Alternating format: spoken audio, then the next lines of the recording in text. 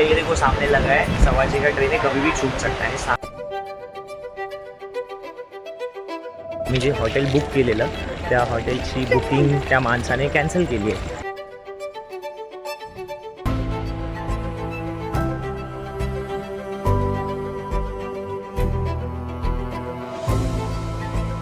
मी निघालोय towards Dhanushkodi आणि राम सेतू। आज एवढ्या सुविधा असताना आपण परत येणं एवढं कठीण ते कशा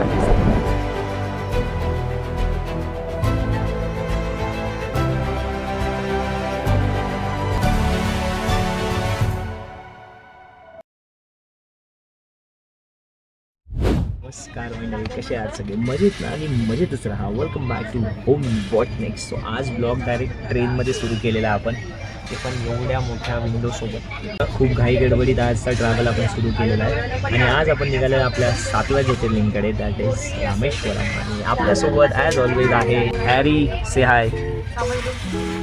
आज लकीली साईड लोअर सीट मिळाली, म्हणजे आज तर मजाच मजा होणार आहे। आता एवढं काय नसेल, पण उद्या साऊथला गेल्यावरती तर बाय एक्सपेक्ट करतो फुल सिनिक रूट असते आणि जर्नी थोडी वेगळी आहे। आपण डायरेक्ट रामेश्वरमला नाही जात आहे, तर कसं कुठे काय आहे तुम्हाला हळूहळू कळेलच। चला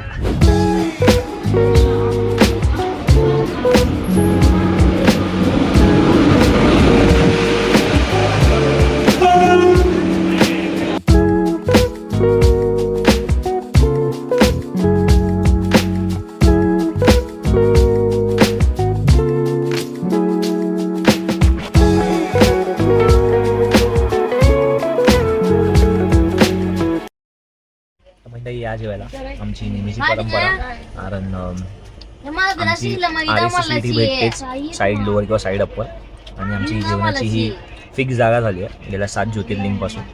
त्यामुळे असेच बसतो साईड सीटवरती आणि जेवतो। सोलापूर आलाय, ट्रेन 1 तास लेट धावते, भुकेने वाट लागली, आता जेवतो। A few moments later. रात्रीचे 11 वाजलेत आणि आम्ही पोचलोय कलबुर्गी जंक्शनला, आणि हिरेन तिकडे समोर कोल्ड्रिंक घ्यायला गेलाय।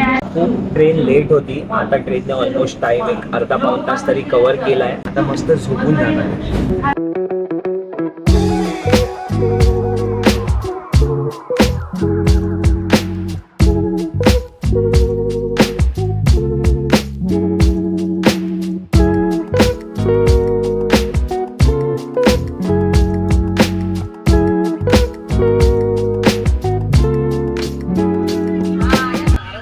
तरी स्टेशन आलं आहे चिंगलपट्टू। सकाळचे 11 वाजलेत आणि आम्ही आता पोचलोय चिंगलपट्टू या स्टेशनला। ट्रेन रात्री 1.25 तास लेट होती, पण झोप खूप मस्त लागली। काय माहीत नाही कुठले स्टेशन येत आहेत जात आहेत। तमिळनाडूमध्ये ते एंटर झालं एवढं माहिती आहे। आणि आता आम्ही संध्याकाळी 6:30ला उतरणार आहे मदुराईला, आणि मदुराईवरून परत पुढे 3 ते 4 तासाचा एक बाय रोड प्रवास आहे, कारण की डायरेक्ट रामेश्वरमला ट्रेनच नाही आहे। लेट्स सी, अजूनपर्यंत तरी प्रवास मस्त सुरू आहे। फक्त भुकेने वाट लागली, कारण की सकाळी जेव्हा सगळे नाश्तावाले ओरडत होते आम्ही झोपलो होतो, आणि आता खायला काहीच नाही। मला नव्हतं काहीतरी बघूया आता। A few moments later.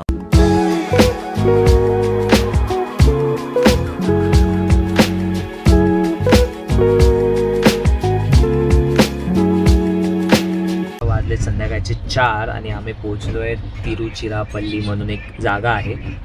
इथून पण रामेश्वरमला जाता येतं, बट इथून 4-4.5 तास लागतात आणि इकडून ऑप्शन्स कमी आहेत, म्हणून आम्ही मदुराईला चाललो। आणि सोमनाथ सर्कल आता पूर्ण ट्रेन झालेली आहे रिकामी।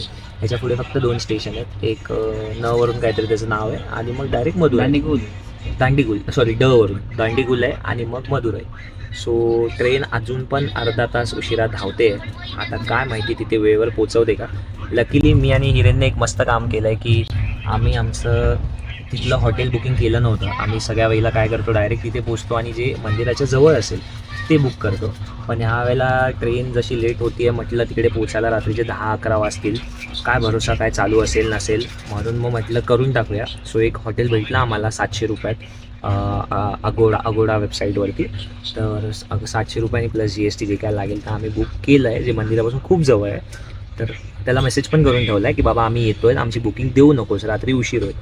लेट्स सी, बाकी तर काय महादेव आहेतच सगळ्या गोष्टी व्यवस्थित करून घ्यायला। 2 hours later. फायनली आपण मदुराईला पोहोचलेलो आहोत आणि लेट म्हणता म्हणता ट्रेन ऑन टाईम आली आहे आणि ऑन टाईम पण नाही, बिफोर टाईम आली आहे. सो भारी वाटतं आहे. पण आपला प्रवास अजून संपला नाही. आपला 80% प्रवास झाला आहे. 20% आता याच्या पुढे सुरू होणार आहे, जो की बाय रोड असेल. आता तो कसा होतो आहे ते उतरल्यावरतीच कळेल, मग सांगतो तुम्हाला. सो म्हणजे आता द मोस्ट आयकॉनिक गोष्ट जिच्यासाठी आम्ही थांबलो होतो ती येते. मंदिर नाही आहे, मंदिर तर येईलच, बट तुम्ही मगापासून हा विचार करत असाल की याची एक ट्रेन जर्नी झाली, मग दुसरी ट्रेन कशी आली. सो बेसिकली झालं असं की मदुराई स्टेशनला आम्ही उतरलो आणि उतरल्या ना हे पुढे आमच्यासमोर देवदूतासारखा आला. म्हणजे त्याने अक्षरशः आम्हाला सांगितलं, म्हणजे आम्ही विचारलं की रामेश्वरमसाठी ट्रेन आहे का. तो बोलला ये देखो सामने लगा है, 6:15 का ट्रेन आहे, कभी भी छूट सकता आहे. आणि 6:18 झालेली. मी आणि गिरीने ज्या उद्या टाकल्या आहेत म्हणजे बोललो ही ट्रेन मिस नाही झाली पाहिजे, तिकीटचं बघू काय करायचं.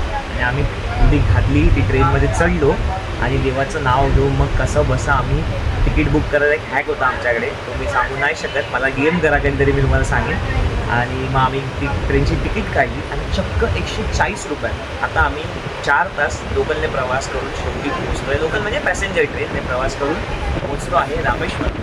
आणि आत्ता येत आहे the most iconic, world's dangerous, the Pamban bridge. आता तसं तर अंधार झाला आहे, त्यामुळे मला वाटत नाही इतकं काही दिसेल. जर दिसला तर मी तुम्हाला नक्की दाखवतो.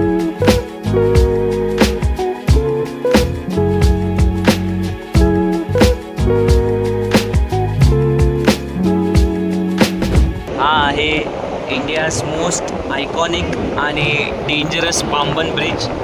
म्हणजे तुम्ही खाली, मी तुम्हाला नाही दाखवू शकत, अक्षरशः काहीच नाही आहे, डायरेक्ट डेड एंड आहे.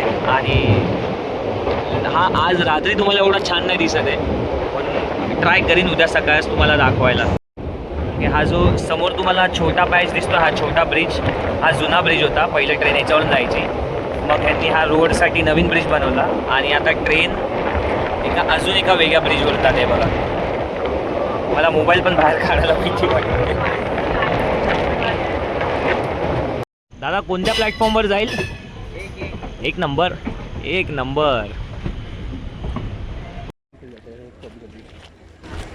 सो आम्ही रामेश्वरमला पोचलेलो आहोत आणि आम्हाला कांड झालेलं आहे की काय कांड झालेलं. हां, कांड झालेलं आहे. आम्ही जे हॉटेल बुक केलेलं त्या हॉटेलची बुकिंग त्या माणसाने कॅन्सल केली आहे. आणि हे मला प्रतीक आधीच बोललेला की भावा हे लोक मुद्दामून ऑनलाईन बुकिंग्स कॅन्सल करतात, म्हणजे तू तिथे पोचशील आणि एक तर तू आलायस म्हणजे त्याकडून जास्त पैसे मागतील किंवा असं तुला मुद्दामून आधीच बुकिंग नाही म्हणून त्रास देतील. आणि तेच झालं.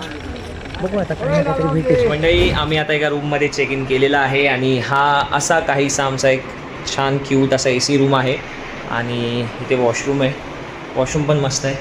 सो म्हणून आम्ही डिसाईड केलं की हा रूम डन करूनच टाकूया. इथे व्हिडिओ काढतो आहे. आता मी तुम्हाला उद्याचा थोडा एक हलक्यात प्लॅन ऑफ ॲक्शन सांगतो की बेसिकली आम्ही आता असा विचार केला आहे, उद्या सकाळी 5 वाजता मंदिर उघडतं, तर आपण साधारणपणे 5:30 वगैरेला ट्राय करू जायला. बघू आता किती वाजता आपण जातो आहे. आम्ही तर उठतो लवकर, पण 5:30 ते 6 होतील. तर त्याने आम्हाला काय सांगितलं, पहिलं समुद्रात आंघोळ करायची. रामेश्वरमला आलं आहे तर ते सगळ्यात इम्पॉर्टंट आहे. त्यानंतर ते जे 25 की 21 कितना झाले इथे 22 कुंडांचं जे पाणी आहे तिथे आंघोळ करायला 25 रुपयाचं तिकीट आहे. तर ते करायचं. सोबत चांगले कपडे घेऊन जायचे, तिथे लॉकर असतात, तर आंघोळ करायची.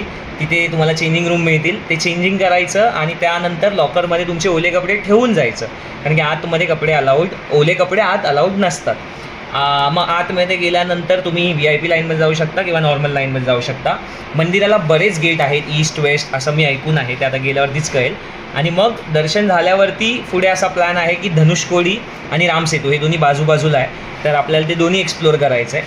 आणि जर वेळ उरलाच तर मग आपण जे काय बाजूला अजून छोट्या मोठ्या गोष्टी आहेत त्या एक्सप्लोअर करू, पण धनुष्कोडी आणि रामसेतू तर एक्सप्लोअर करायचं हे फिक्सच आहे. त्यानंतर साधारणपणे 10:30ची बस आपण इथून एक आहे बस डेपोतून, ते पकडायचा प्लॅन आहे. तर आता हिरेन ऑनलाईन बुकिंग करून ठेवतो आहे, म्हणजे सकाळी तिची पण गडबड नको व्हायला. आता मी जरा फ्रेश होतो. 30 तास या अवतारात राहून वाट लागली. सकाळचे 4:30 वाजलेत आणि आम्ही आलो आहे रामेश्वरम टेम्पलच्या एंट्रन्सवरती. अवतार तोच आहे, कारण की इथे 22 कुंडमध्ये स्नान करून मग आम्ही कपडे बदलणार आहोत. तर म्हणून आता जाऊया आणि पहिलं पटकन स्नान करून घेऊया. मी आता पोचलो आहे बीचवरती, तुम्हाला दाखवतो मी रामेश्वरम बीच. आणि पहिल्यांदाच सकाळी 5 वाजता समुद्रात आंघोळ करणार.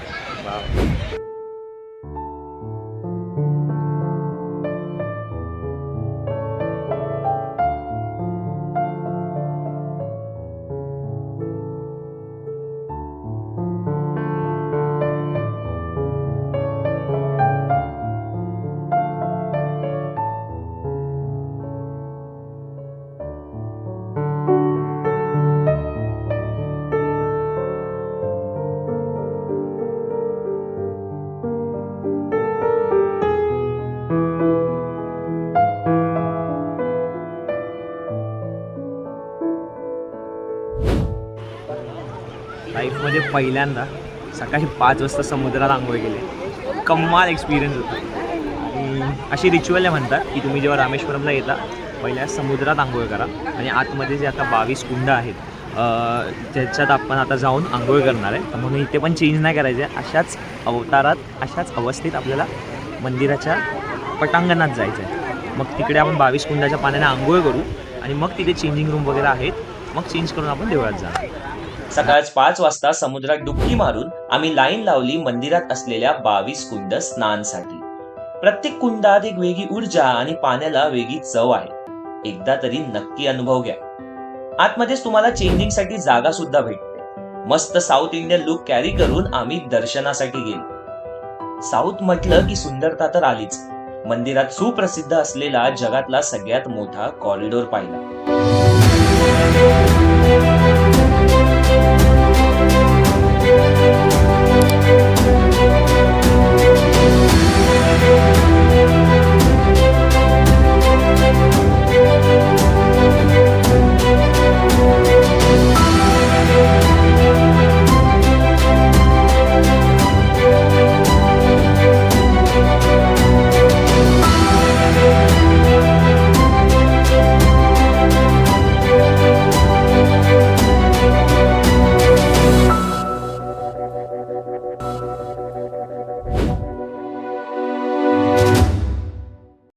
आम्ही आता रूममधून चेकआउट करतोय. सकाळचे 8 वाजलेत आणि आम्ही बॅग घेऊनच निघतोय. कारण म्हटलं रिक्षा एक बुक केली आहे. तिच्यातच आम्ही धनुष्कोडी आणि रामसेतू फिरणार आहे. आणि तसंच त्याच रिक्षाने आम्ही बस डेपोला जाणार आहे. बिकॉज लेट होत होता तर म्हटलं आता नको टाईमपास करायला, डायरेक्ट निघूयाच. चला मी निघालो आहे टुवर्ड्स धनुष्कोडी आणि रामसेतू. खूप गडबडीत सगळं चालू आहे. माहिती तुमच्याशी मी काय बोललोच नाही. तुम्हाला सगळं भरून दाखवलं आणि आता अचानक निघालो आहे. तर आता तुमच्याशी बोलतो. बेसिकली झालं आहे असं की आमची दुपारी 4ची ट्रेन आहे आणि इथून जायला आता ट्रेन नाही आहे, फक्त बस आहे. आणि बाय रोड 4 तास लागतात विथ ट्रॅफिक. तर त्यामुळे आम्हाला 10:20ची आमची बस आहे. 8 वाजले, जाऊन येऊन 1 तास असं सगळं काय काय काय काय आम्ही गणितं जुळवली आहेत. तर सगळं जरा धावपळीत होतं. म्हणून म्हटलं की तुमच्याशी नंतर निवांत बोलतो.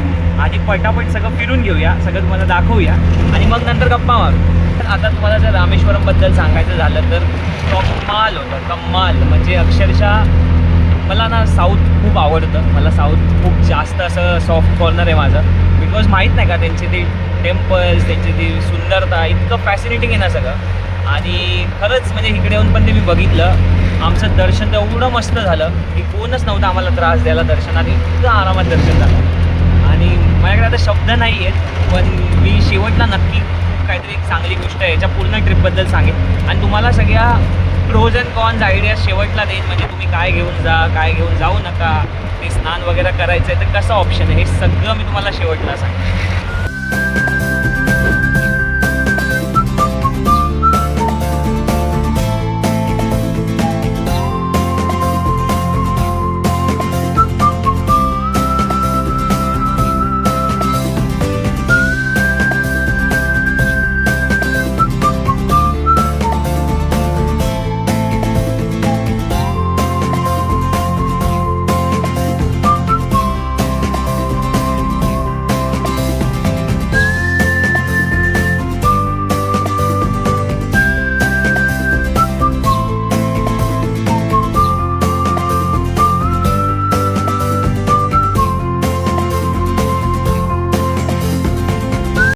मंडळी हे आहे विभीषण टेम्पल. जेव्हा भगवान राम रावणाचा वध करून पुन्हा आले होते परत, तेव्हा त्यांनी विभीषणाला इथेच गौरवलं होतं आणि म्हणून त्यांच्याच स्मरणात इथे त्यांचं मंदिर बनवलेलं आहे.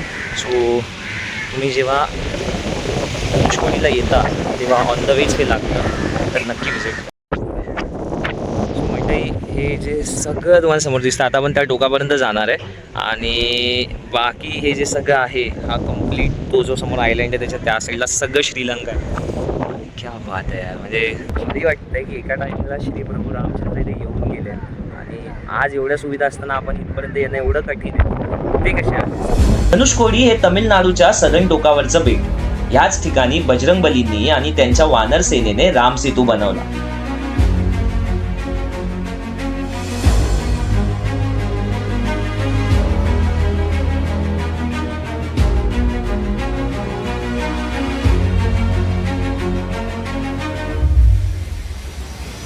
हे धनुषकोडी रेल्वे स्टेशन आणि हा प्लॅटफॉर्म होता बहुतेक, किंवा रेल्वे ट्रॅक असावा.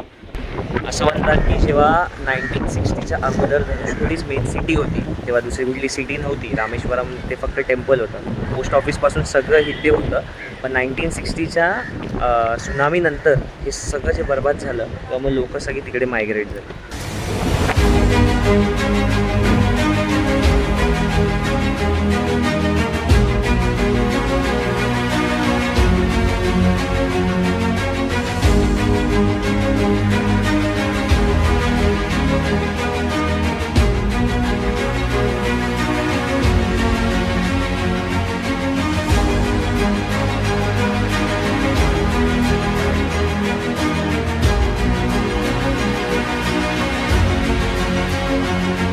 एका साईडला खवळलेला अरबी समुद्र तर दुसऱ्या साईडला शांत अशी बंगालची खाडी. आणि ह्या दोघांचं मिळन होतं ते ह्या धनुषकोडीच्या टोकावरती. काय निसर्गाचा चमत्कार आहे ना. सो म्हणजे आम्ही आलो आहे रामेश्वरम बस स्टँडला आणि ही आमची बस जी आम्ही ऑलरेडी ऑनलाईन बुक करून ठेवलेली, म्हणजे 200 रुपयात समथिंग काहीतरी आम्हाला मदुराईला डायरेक्ट ड्रॉप करणार आहे. नाईस. आमचा रिटर्न जर्नीचा प्रवास सुरू झालेला आहे आणि रात्री आम्ही खूप कमी झोपलो आहे, तर आता मी आणि हिरेन मस्त ताणून देणार आहे. मला भेटतो डायरेक्ट मदुराई स्टेशनला. पोचलेलो आहोत मदुराई जंक्शनला आणि आता आपण आपली पुन्हा मदुराई एक्सप्रेस पकडलेली आहे. तर तुम्हाला मी काल संध्याकाळचा सीन दाखवतो. तिकडे ती ट्रेन लागलेली, ह्या प्लॅटफॉर्मवरून आम्ही डायरेक्ट या पाईप बीपच्या खालून उड्या घालून या समोरच्या डब्यात चढलो आहे. म्हणजे लिटरली काल एवढा मोठा पराक्रम केला आहे. आय नो असं नाही करायला पाहिजे, पण कुठे ना कुठे असं मला वाटतं की काल ते केल्यामुळे आम्ही जरा लवकर पोचलो. नाहीतर बसने जर गेलो असतो तर रात्रीचे ऑलमोस्ट 12 वाजले असते. आणि काल 10 वाजताच सगळं काही ऑलमोस्ट बंद झालेलं रामेश्वरममध्ये 10-10:30ला.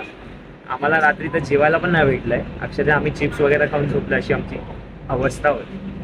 होई नाही, हेच ट्रॅव्हल आणि ॲडव्हेंचरची मजा आहे. आता मला भयंकर झोप आहे कारण की रात्री काय मी झोपलो नाही, आता मस्त ताणून देतात. ते दुपारचे 1:30 वाजलेत आणि आता जस्ट ट्रेनने सोलापूर क्रॉस केले. 5-10 मिनिटं झाली असतील आणि आता ट्रेनमध्ये अशी चर्चा सुरू आहे की इंजिन फेल झालं आहे. बिकॉज तुम्हाला दिसतंय का माहीत नाही, पण दोघा सिग्नल ग्रीन आहे आणि ट्रेन गेली 10 मिनटं इथेच थांबली. आता माहीत नाही खरंच इंजिन फेल झालं आहे की काय. लोक पण तिकडून सगळी खाली उतरली आहेत. TC पण उतरून कोणातरी फोन लावून बोलत होता. बड़ी कैसा लग रहा है? कांड देते रे.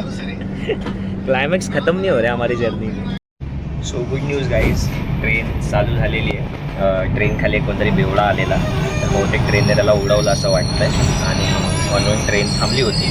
पण ट्रेनचं इंजिन व्यवस्थित वाचलं.